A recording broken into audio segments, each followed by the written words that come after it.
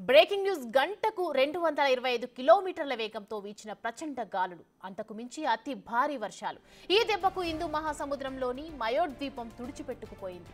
ఈ బీభత్సానికి 11 మంది మృతి చెందారు. అయితే ఇది అధికారిక లెక్క మాత్రమే, కానీ మృతుల సంఖ్య వేలల్లో ఉంటుందని చెప్తున్నారు స్థానికులు.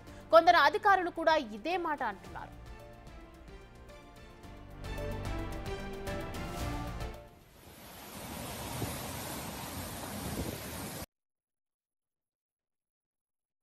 మయోట్ అనేది యూరోపియన్ యూనియన్ పరిధిలో ఉన్న ఐలాండ్. ఆఫ్రికా తీరానికి దగ్గరలో ఉంటుంది. ఈ ద్వీపంలో మొత్తం 3 లక్షల మంది నివసిస్తున్నారు. ఇప్పుడు వీరందరిపై ఎఫెక్ట్ చూపించింది చీడో. ప్రచండ గాలులకు ఐలాండ్లోని దాదాపుగా ఇళ్లన్నీ నేలమట్టమయ్యాయి. చెట్లు విరిగిపోయాయి. మంచినీరు, విద్యుత్ ఇలా కనీస అవసరాలు కూడా అందని పరిస్థితుల్లో ఉన్నారు మయోట్ ప్రజలు.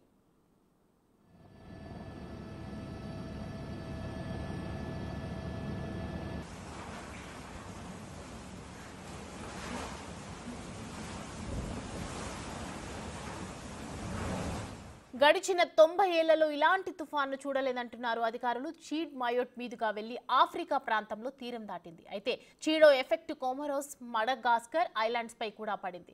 చీడో దెబ్బకు ఐలాండ్లోని ఎయిర్ ట్రాఫిక్ కంట్రోల్ వ్యవస్థ కూడా పూర్తిగా దెబ్బతిన్నది. దీంతో EU మిలిటరీ అత్యవసర చర్యలు చేపట్టింది.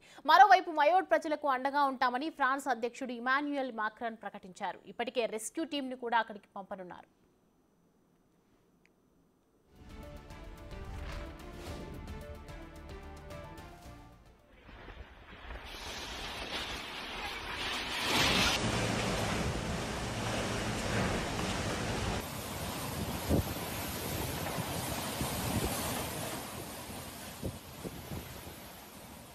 చీడో బీభత్సంపై యునైటెడ్ నేషన్స్ కూడా స్పందించింది. ఇల్లు, స్కూల్స్, హాస్పిటల్స్ అన్ని ధ్వంసమయ్యాయని, వెంటనే మయోట్ ప్రజలకు సాయం అందించాలని నిర్ణయించినట్లు UNO స్టేట్మెంట్ రిలీజ్ చేసింది.